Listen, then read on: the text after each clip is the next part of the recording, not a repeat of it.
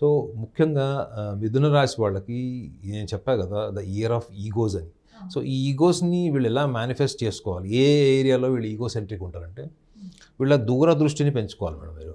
వీళ్ళ అవుట్లుక్ పెంచుకోవాలి. చాలా సింపుల్ టెక్నిక్ ఏంటంటే వాళ్ళు ఎంతైతే ఆలోచిస్తారో వాళ్ళ పరిధి, వాళ్ళ లిమిట్స్ ఏవైతే ఉంటాయో వాళ్ళు అంతే పని చేస్తారు, అంతే ఆలోచిస్తారు. అంతకు పరిధికి మించింది ఉందనుకోండి నో చెప్పేస్తారు.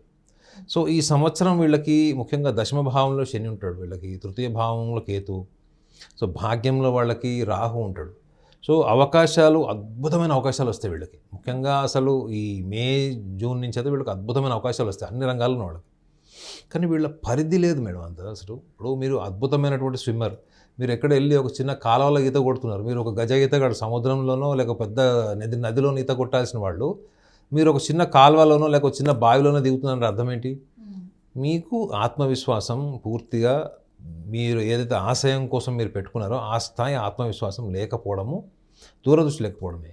సో కాబట్టి మీరు ఏం లైఫ్లో 2026లో మీరు ఏం డ్రీమ్ చేసినా కానీ దానికి సంబంధించినటువంటి విషయాల పట్ల మీరు సంపూర్ణ అవగాహనతో పాటు ఆ దూరదృష్టి అంటే డిస్టెన్స్ ఆఫ్ థింకింగ్ పెంచుకోవడం అన్నది వీళ్ళకి చాలా అవసరం.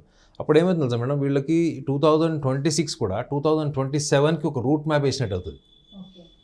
ఇప్పుడు మనం జనవరి టు మార్చ్ ఇంతవరకు ఆలోచిస్తాం, మార్చ్ నుంచి మళ్ళీ మే వరకు లేకపోతే జూలై వరకు ఆలోచిస్తాం, ఆ తర్వాత చూసుకుందాంలే. సో ఇది కాకుండా వీళ్ళు దూరదృష్టితోని ప్రణాళికలు వేసి ఆ ప్రణాళికలకు అనుగుణంగా వీళ్ళు ఆ సహనం ఉండదు మేడం వీళ్ళకి. మెయిన్ యాంగ్జైటీ ఇష్యూస్ చాలా ఉంటాయి వీళ్ళకి. మిథున రాశిలో పుట్టిన వాళ్ళకి ప్రతి 10 మందిలో 8 మందికి మీకు ఈ లక్షణాలు కనిపిస్తాయి. సో దానివల్ల ఏంటంటే తొందరగా పని అయిపోవాలి, ఆ పని అవ్వడం కోసం నేను ఎంత చురుగ్గా పని చేస్తాను. అందుకే వినండి, పని ఉన్నప్పుడు ఎంత చురుగ్గా ఉంటారు మిథున రాశి వాళ్ళు, పని లేదు అనుకుంటే అంత బద్ధకంగా ఉంటారు.